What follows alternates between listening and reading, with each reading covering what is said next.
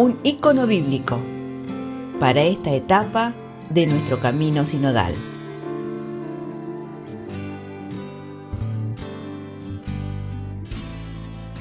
Leemos en el Evangelio según San Marcos. Al desembarcar, Jesús vio una gran muchedumbre y se compadeció de ella, porque eran como ovejas sin pastor.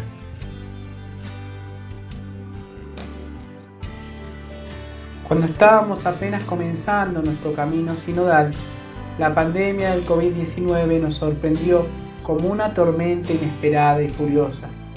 Todos experimentamos de un modo u otro la violencia de la tempestad y la fragilidad de nuestra barca. La emergencia sanitaria, con sus muchas repercusiones y secuelas, nos obligó a detenernos, a poner en pausa planes, proyectos y encuentros, y a tomar otros rumbos, algunos que no habíamos imaginado, otros que no hubiéramos elegido. Muchas personas y comunidades, con creatividad y generosidad admirables, salieron al encuentro de lo inesperado para crear espacios de solidaridad, tejer redes de contención y acompañamiento, tender la mano a quienes más estaban y están sufriendo. Gustamos la soledad, la sufrimos, buscamos estar cerca a pesar del distanciamiento. Aprendimos a encontrarnos de otro modo, a celebrar de otro modo, a vivir y compartir la fe de otro modo. Ahora de a poco vamos como desembarcando. Lo sabemos bien, la pandemia no está superada, la emergencia sanitaria no ha terminado, la tempestad no ha cesado. Todavía es tiempo de seguir cuidándonos y sobre todo respondiendo a ese ámense unos a otros, de seguir cuidando a otras y a otros, y en especial a quienes son más vulnerables o han sido golpeados por la tormenta. No es tiempo de decisiones imprudentes y de dejarnos vencer por ansiedades, y mucho menos ser indiferentes. Vamos apenas de a poco desembarcando, como Jesús y los discípulos, en este ícono bíblico que les proponemos para esta etapa del camino sinodal. Se habían retirado a un lugar aparte, buscando recobrar fuerzas con el descanso y la compañía fraterna. Pero también entonces surge lo inesperado. Esta vez no es una tormenta, sino una multitud que busca a Jesús. Vienen de todas partes, se apresuran a llegar. Traen consigo sus cargas, sus dolores, sus esperanzas. Y esa pequeña comunidad de 12 reunidos en torno a Jesús, que buscaba calma después de un gran esfuerzo, de repente se ve rodeada por una multitud. De nuevo, lo inesperado frustra los planes que habían hecho.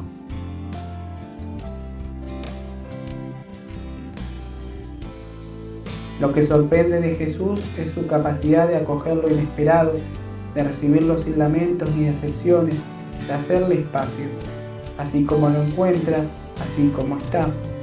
¿Qué lo mueve a pararse así ante la realidad tal como viene? Jesús vio y se compadeció, dice el Evangelio de San Marcos. Lo mueve esa capacidad de ver a otras y otros, de ver a su pueblo. Esa capacidad no se improvisa, implica un trabajo interior, una conversión paciente de nuestra mirada. Implica correrse uno mismo del centro, renunciar a planes y proyectos preconcebidos, hacer espacio a otros distintos de uno mismo. Ver, lo mismo que escuchar, supone tomar la decisión de no anticiparnos al otro con nuestros propios juicios y propósitos. Supone apertura franca, sin intenciones ocultas, sin intereses mezquinos. Jesús ve de ese modo. Y se compadece, se deja tocar por la realidad que le sale al encuentro, también esa realidad que él mismo no había elegido. Se deja conmover desde las entrañas, se deja movilizar en sus energías más profundas por esas otras y esos otros que encuentra en su camino. Esa compasión no es ni pasividad, ni lástima, ni falso sentido de superioridad revestido de beneficencia. Es la ternura y el coraje del amor. Es el corazón desbordante del Padre que corre a abrazar al Hijo que se había alejado, como leemos en la parábola del Padre misericordioso.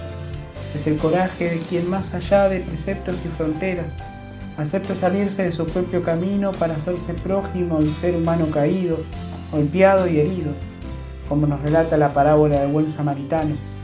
Esa compasión, esa misericordia, como nos ha recordado tantas veces el Papa Francisco, no es un detalle al margen ni un añadido circunstancial. Es la fibra íntima, el corazón mismo del Evangelio. Desde esa compasión actúa Jesús. Desde esa compasión acepta hacerse cargo, llevar las cargas de esa multitud que ha encontrado inesperadamente. Elige estar al lado y comprometerse con ella. Aquella tarde, Jesús se puso a enseñarle muchas cosas, sigue diciendo el Evangelio de Marcos, y cuando ya iba anocheciendo, partiendo el pan, lo poco que tenían, sació su hambre.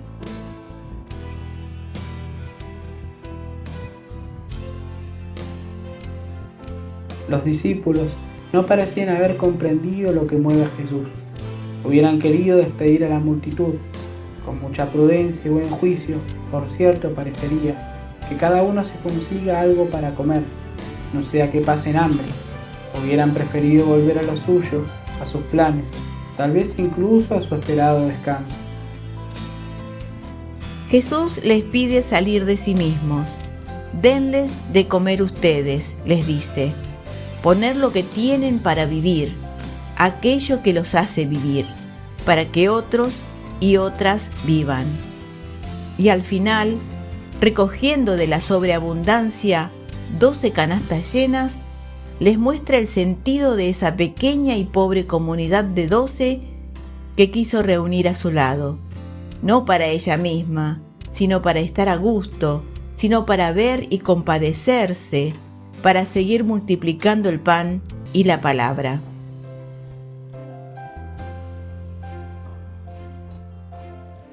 ¿Qué nos propone este ícono para nuestro camino sinodal? Tal vez nos propone ante todo reconocer desde la gratitud y la confianza que también a nosotros y nosotras Jesús nos ve y se compadece. Así como estamos cansados y pocos, con las manos vacías y nuestras frustraciones a cuestas, medio golpeados y quizás incluso un poco deshechos entre la tormenta. Y también nos propone tener los mismos sentimientos de Cristo, ver y compadecernos a su modo, ver, renovar la escucha, acoger incluso lo inesperado de esta realidad tal como nos viene al encuentro, sin juicios previos ni proyectos preconcebidos. Compadecernos, dejarnos interpelar, movilizar, conmover desde lo más profundo por esos otros, esas otras, nuestro pueblo. Hacernos cargo de sus cargas, con ternura, con coraje, con paciencia, con un amor humilde que no pretende saberlo todo ni poderlo todo. Desde esa mirada y esa compasión, redescubrimos que no hemos sido convocados y reunidos, esos dos verbos que están en la raíz de la palabra eclesia, iglesia, para nosotros mismos, para sentirnos a gusto o lamentarnos, mirando hacia adentro entre la ilusión y las frustraciones repetidas, sino por y para otros y otras, en medio de nuestro pueblo. Y se despierta esa creatividad que con muy poco, incluso con casi nada, puede crear espacios que vuelven a alentar la vida y ofrecen muy humildemente el signo de una compasión más grande que la nuestra, de un reino que no nos pertenece y tiene siempre horizontes más amplios que los nuestros, de una esperanza que se nos ofrece siempre inesperadamente contra toda esperanza.